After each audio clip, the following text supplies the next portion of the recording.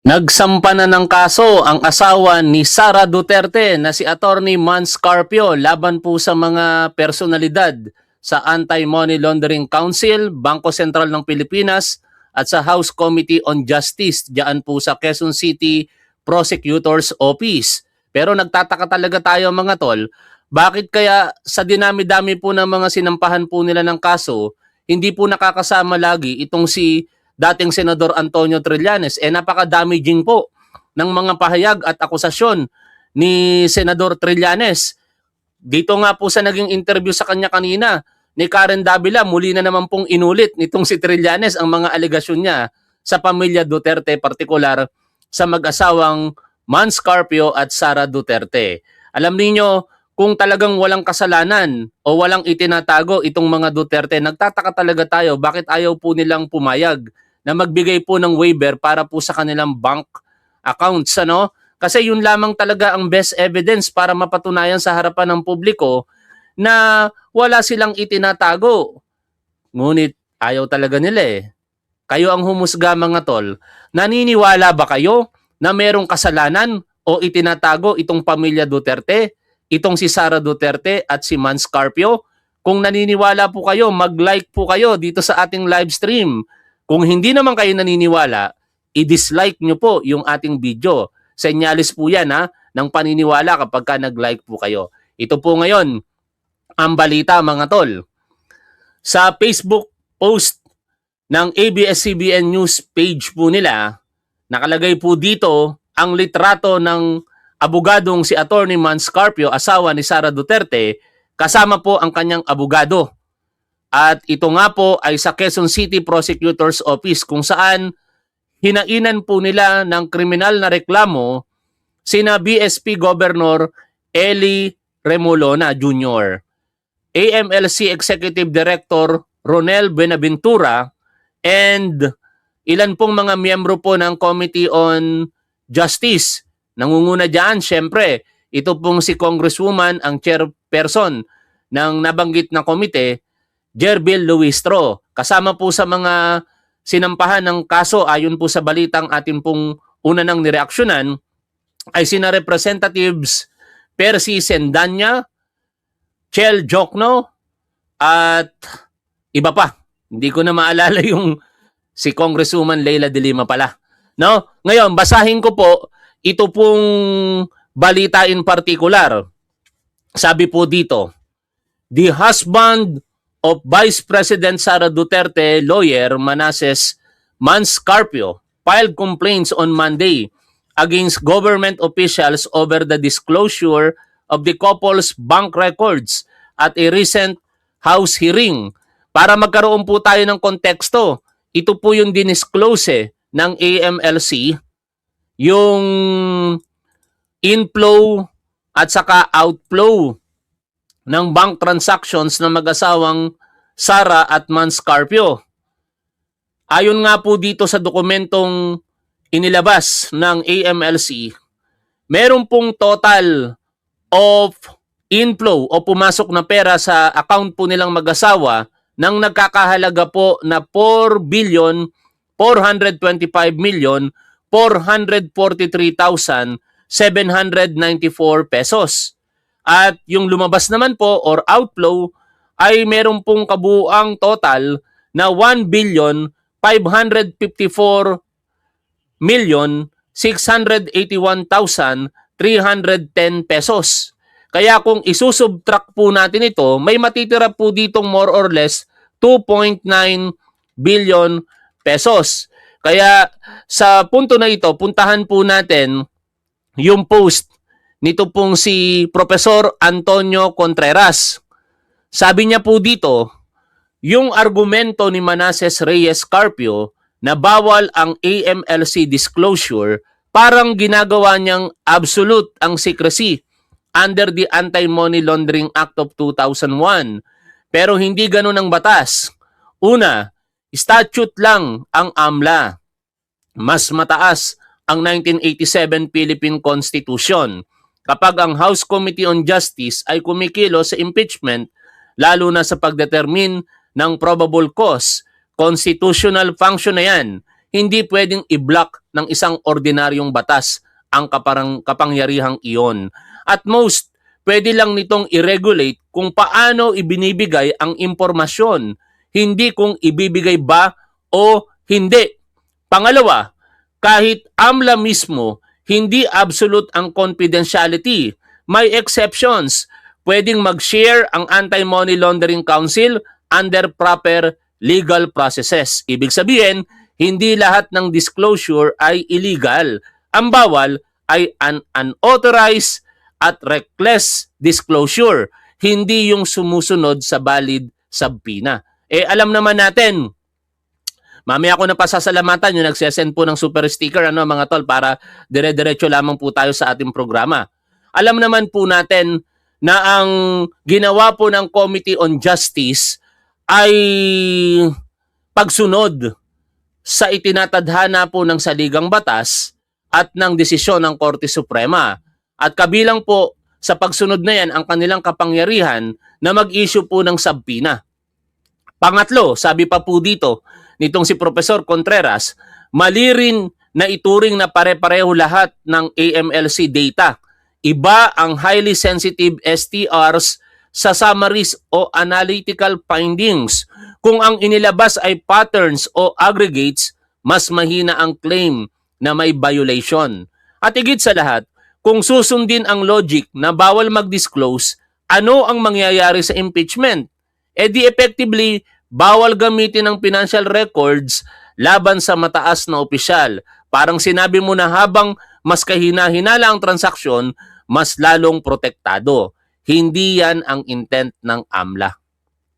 Sana maliwanag po iyan, mga tol, na ang intention talaga ng AMLA, regardless kung sino ang personalidad, pag merong covered transaction at suspicious transaction, kanila po itong pinaplag, inaalam.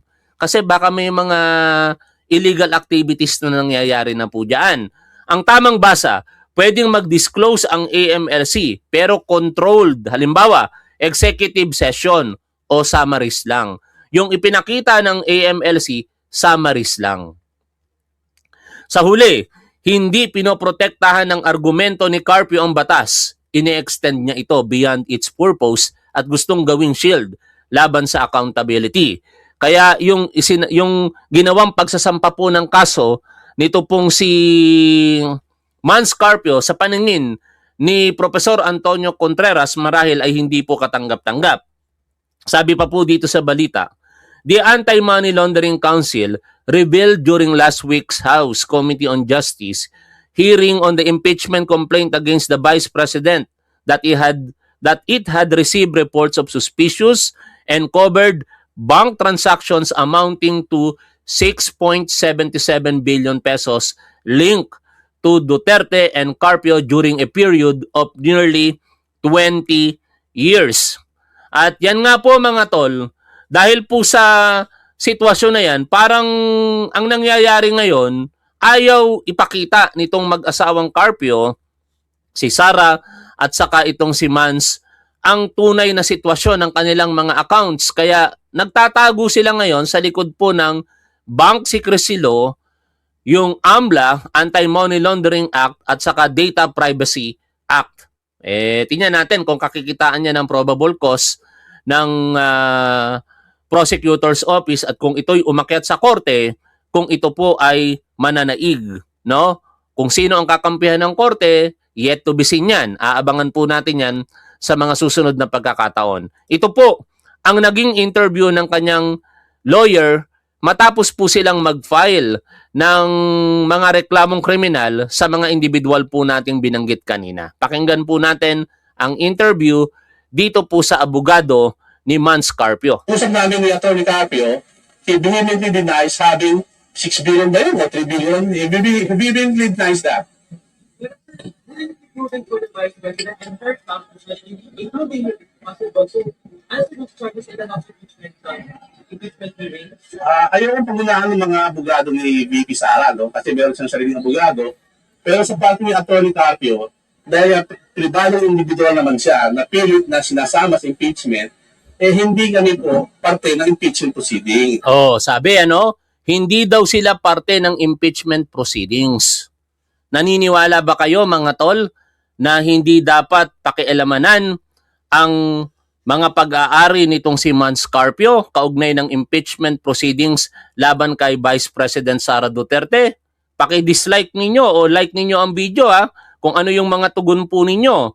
Sa mga tatanga-tangang Duterte supporter, welcome kayo dito. Mga masokista kayo, gustong-gusto ninyong lagi kayong nasasaktan, mga tanga talaga kayo eh. Going back, alam ninyo, hindi pwedeng hindi madamay dito si Mans Carpio. Kasi alam naman natin na sila po ay mag-asawa. Ang mag-asawa, meron pong tinatawag na pag-aari nila o yung conjugal property. Ano? At sa pagsasubmite ng SALN, kasama po, syempre, ang pag-aari ng bawat isa. Hindi pwedeng magsusumite ng SALN si Sara Duterte nang hindi niya ilalagay doon ang kayamanan ng kanyang asawa kasi conjugal property yun eh. Lahat po ng kayamanan na na-established, nakuha nila simula nung sila po ikinasal, ay hanggang sa kasalukuyan, bahagi po yan ng conjugal property. Even yung mga kayamanan po nila sa pagkadalaga at pagkabinata, kung wala naman po silang agreement na hindi dapat masama yon bilang conjugal property, automatically maisasama po yon sa pag-aari po nilang mag-asawa. Kaya kahit sabihin po ng abogado na hindi pwedeng madamay ang isang pribadong individual, hindi politiko katulad nitong si Mans Carpio, madadamay at madadamay po ito dahil nga po siya ay asawa ni Sara Duterte at ang kayamanan niya dapat nakadeklara din po sa Statement of Assets, Liabilities, and Net Worth. Pero wala pong deklarasyon kaugnay po ng mga sinasabing covered at suspicious transactions na yan, na kung titingnan po ninyo, ang inflow napakalaki at ang outflow hindi naman po tumumbas doon po sa na-deposito. Meaning, meron pong natitirang 2.9 billion pesos more or less sa covered at suspicious transactions na yan. Wala pa po dyan yung mga hindi po na-plug ng AMLC. Halimbawa, merong 150,000 na talagang hindi naman kaduda-duda at hindi naman covered transaction, hindi pa kasama doon yon sa bilang na pinag-uusapan po natin. Diba? Hindi namin kailangan na sagutin ng mga sinasabi nila Attorney De Lima, sila Congressman Luistro, di ba? Kasi hindi naman kami parte ng impeachment proceeding eh. Kaya kami nagtataka, bakit pilit na sinasama kami sa impeachment proceeding? Di ba? 2006 hanggang 2025. Di ba? Yun ang covered ng subpoena. Di ba? Hindi naman siya politiko, siya Tony Carpio. Di ba? So kayo kung nasa lugar niya, kayo na simpleng tao lang, di ba? Bigla na lang lumabas ang kaluluwa niyo na since birth, hindi ba kayo kaalma? Kasi may batas naman na bawal. Allegation na tumanggap ang pamilya na ibig ng bising ng pera mula kay Sam Palito. Alam ba yun ni Atty. Carpio? Gusto laban natin pagpasok ng pera na deposits. Unang-una, sinasabi mo nga, I think Atty. Carpio will not be in a position to answer those questions. Kasi nga, hindi naman siya parte ng impeachment proceeding at unang-una, sinasabi, transaction yun ni VP Sara, allegedly. Ang linaw po nung sinabi doon po sa AMLC report, attorney. Sinabi po doon na transaction po yon ng mag-asawa. No? Kaya hindi pwedeng hindi madawit dito si Mans Carpio. Ang laki nga nung kay Mans Carpio, kung tutuusin mga tol, nasa 2.1 billion pesos ang kay Mans Carpio doon. Tapos yung kay Sara Duterte, almost 700 million pesos. Yung sum, no? Or difference. Pagka minus mo yung 4 billion doon sa outflow, ang difference ay natitirang 2.9 billion pesos, more or less. Tapos kapag ka pinaghiwalay mo yung dalawa, malinaw na nasa 2 billion mahigit yung kay Mans Carpio at 600 milyon yung kay Sara Duterte. Ngayon, kung ikakatwiran talaga nila na hindi pwedeng madamay dito si Mans Carpio, hindi po pwede yon. Kasi hindi po dalaga si Sara Duterte. Siya po ay isang may asawang tao. Ang asawa niya, si Mans Carpio. Ang pag-aari ni Mans Carpio ay pag-aari ni Sara. ang pag-aari ni Sara ay pag-aari ni Manscarpio. Kaya dapat ang SALN po ni Sara Duterte naglalaman po ng mga pag-aari po nila. Diba? So I think the lawyers of VP Sara can adequately answer that. And I think they have, no? They have denied it through Attorney Michael Powa. I think na-monitor nyo naman yun, yung mga statements ni Attorney Mike Powa at yung mga abogado nila sa kay Fortune Narbasa. Sir, Diba? si Sara lang ang may hawak ng bank accounts na yun. Walang ginagawa. Yun na, hindi nga rin namin masabi nga kasi una-una sabi ko nga, maraming mga accounts, iba-iba naman ang accounts. Diba? Lahat naman siguro tayo, iba-ibang accounts, hindi lang isa. So, hanggat sinasabi ng AMLA na mabigyan kami ng kopya kung saan nanggaling ang mga sinasabi nilang mga summary of transactions, diba?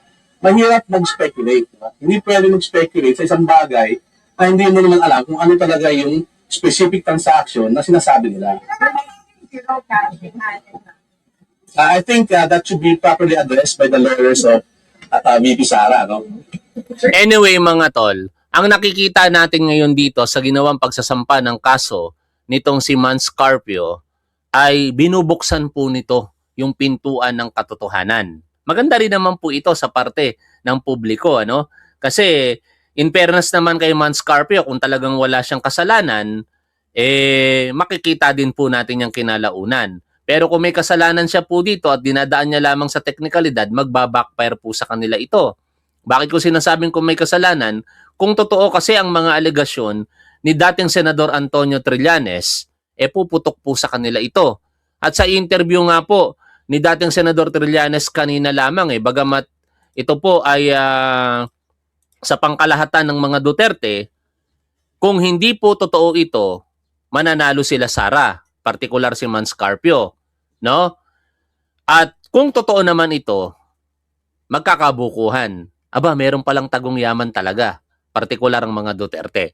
Pakinggan po ninyo ang interview ni Karen Davila kanina dito kay dating Senador Antonio Trillanes. You have been on this crusade since 2016, frankly. So this is a 10-year span of Senator Antonio Trillanes exposing the alleged corruption of Duterte even before he won for public office as president. Let's make the public understand exactly what you've discovered, since some of them may not have watched the hearings in full. Okay.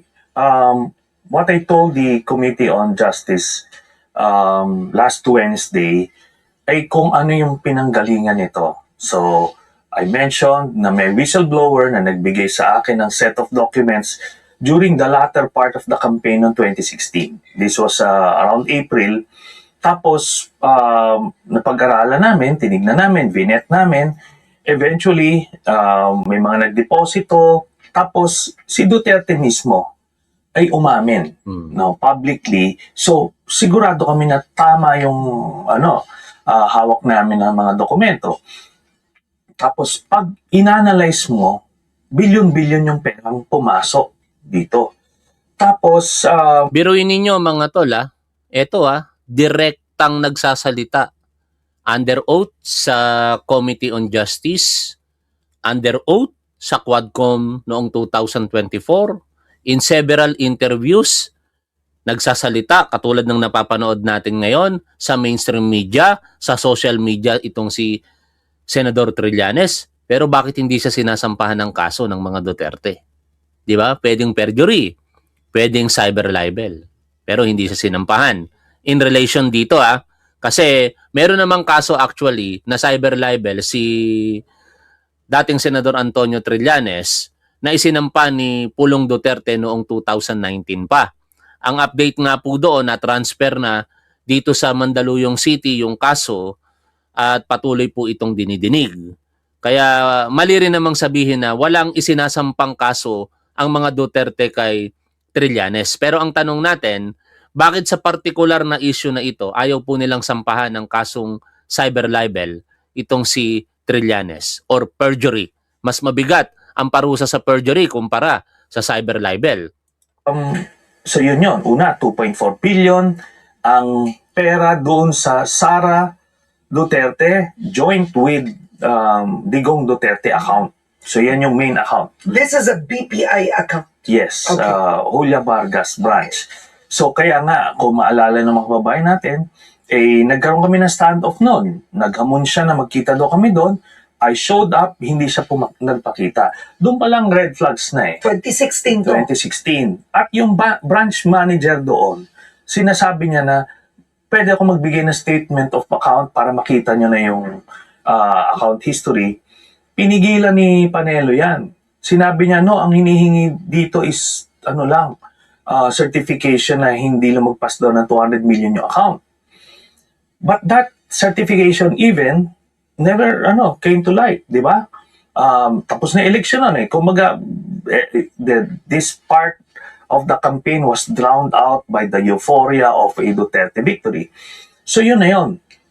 Pero dito ko makikita na noong pa lang ay una, corrupt si Duterte. That's one. Pangalawa, is involved siya sa illegal drugs through Sami Uy. Ngayon, nung una, hindi ko alam yung Sami Uy lang. Nakita ko lang. But let's go there. Let's save that. Yes, okay. Because the whole Sami Uy alleged drug lord Yeah. needs to be explained. Yeah. So let's show this first. This is what you actually brought Yeah. in April when you went to the House hearing. Yeah. Right?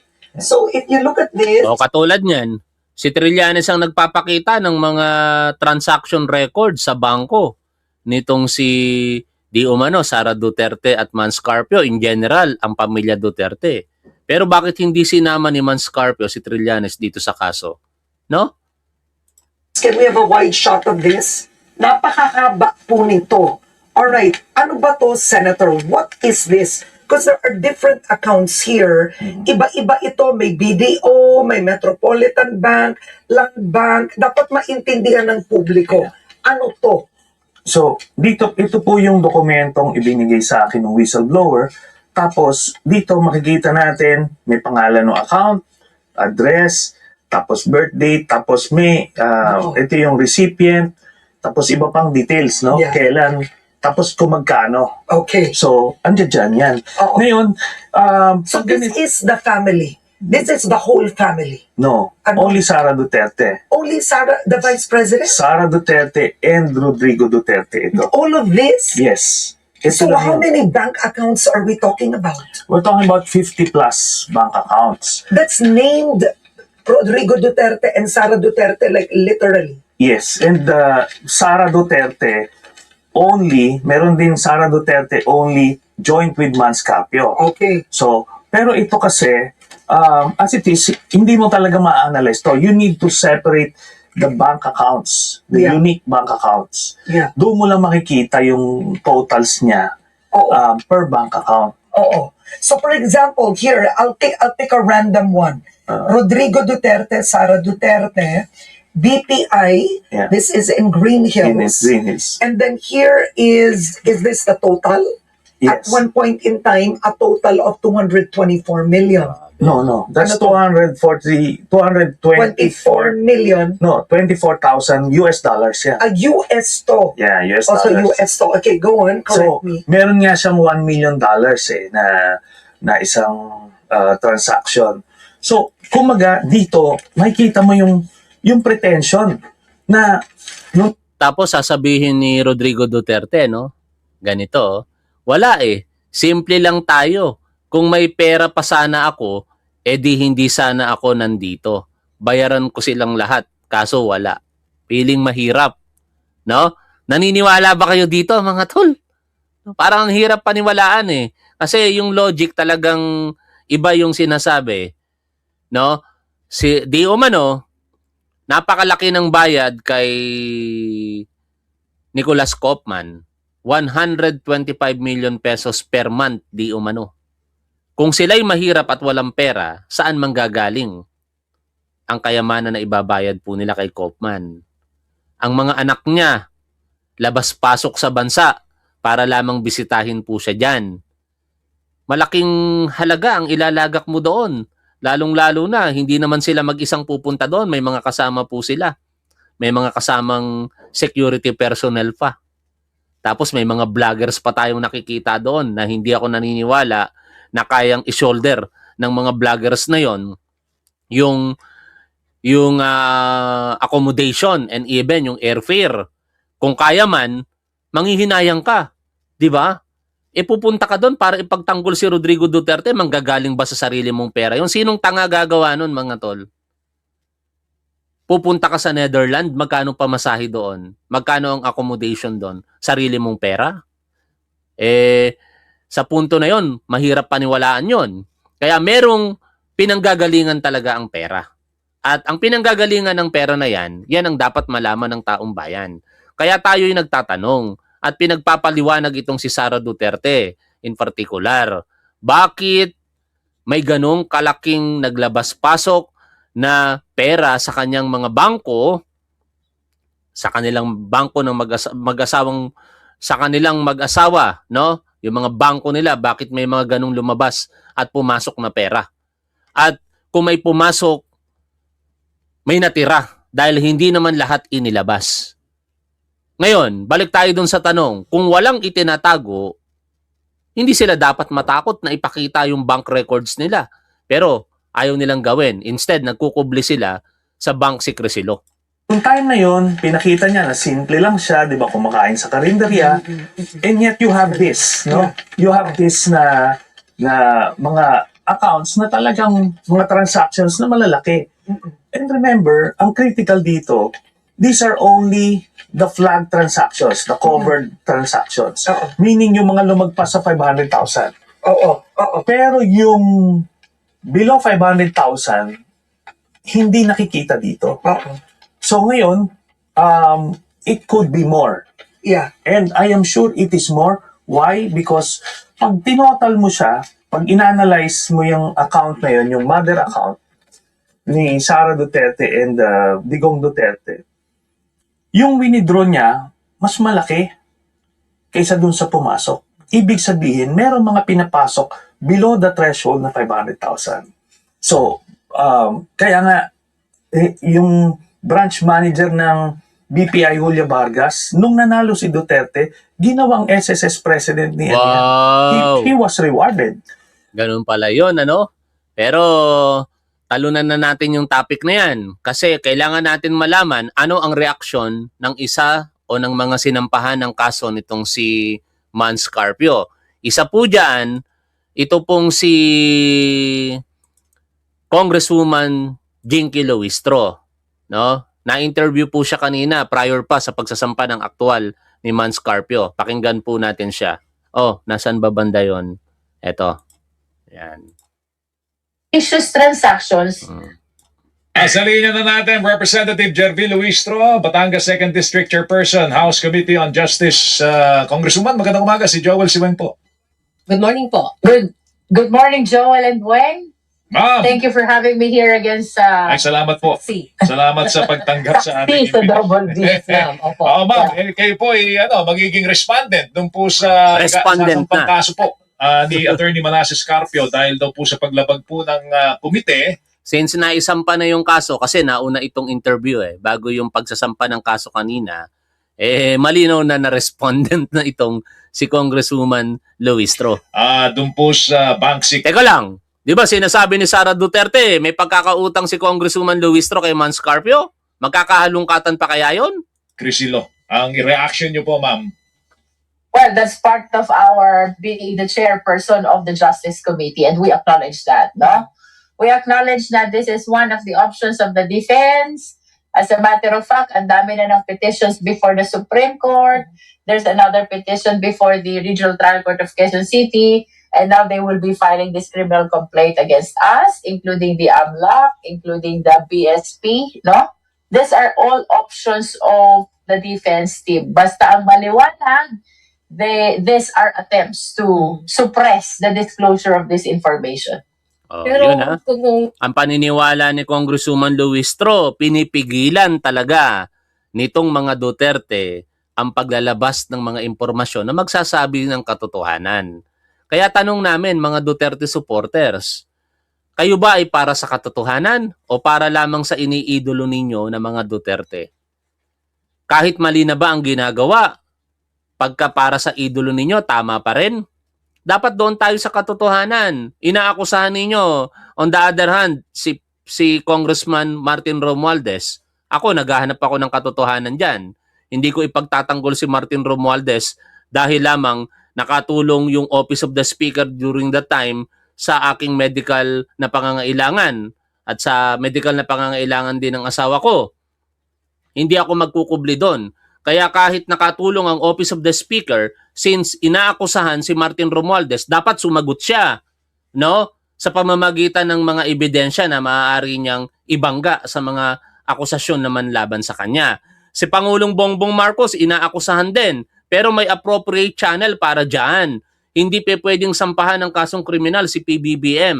Ang pwede lamang nilang gawin, habang presidente si Pangulong Bongbong Marcos ay mag-file ng impeachment. But unfortunately, hindi nila tinik yung opportunity noong February. Nag-back out itong sina Mike Defensor.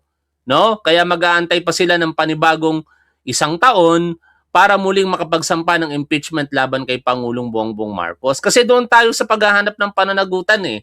Hindi natin dapat ipagtanggol ang mali. Kung mali, mali.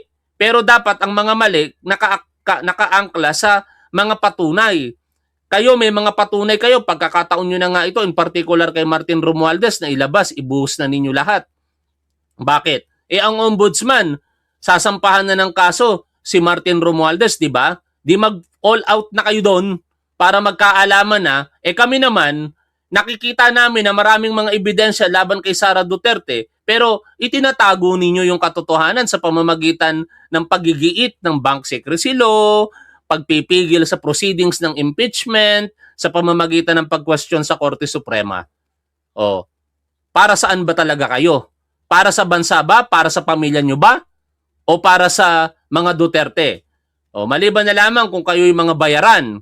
Kasi kung kayo'y mga bayaran para sa pamilya nyo, ipagtatanggol ninyo ang mga Duterte. Paano kung hindi kayo binabayaran? Katangahan na lamang ba? Yun ang kanilang pakay, moot na yun kasi nailabas na last April 22. Well, in as far as the prayer for TRO Mm-mm. is concerned, that has been mooted already because of the disclosure in the past hearings. But I think this one is a criminal complaint that they intend to file against us, no? And we acknowledge that this is one of their options. Basta, in as far as the committee is concerned, we maintain the position that we did not violate any law. Yan. Sinasabi ng Committee on Justice na wala silang nilabag sa batas. Magandang araw sa inyong lahat mga tol.